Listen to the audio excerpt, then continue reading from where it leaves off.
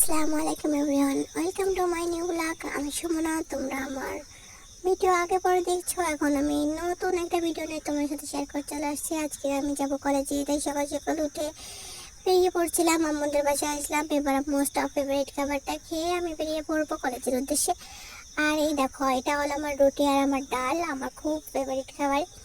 এটা খাওয়া শেষ করেই আমি বেরিয়ে পড়বো। আর আম্মু আলু ভাজি করছিল, বাট আমি আলু ভাজি দিয়ে খাই নাই, কারণ আমার ডাল দিয়ে খাইতে ভালো লাগতেছিল।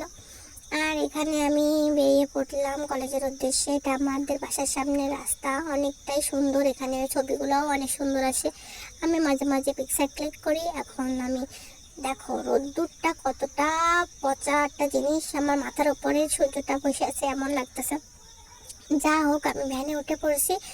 এখন ভ্যানে ওঠার পর আমি ভ্যানে শুধু গেলেই হবে না, আমার এখান থেকে 7 সমুদ্র 13 নদী পার হইতে হবে।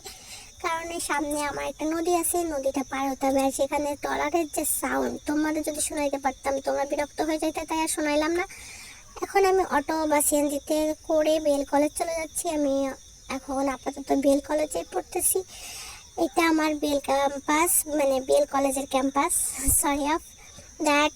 এখন আমি এক্সাম শেষ করে ফুচকা খেয়ে বাসার উদ্দেশ্যে রওনা দিচ্ছি। আজকে আমার আরেকটা এক্সাম আছে, আজকেরটা হলে এরপর নেক্সট ব্লগে তোমাদের সাথে অনেক কিছু শেয়ার করব।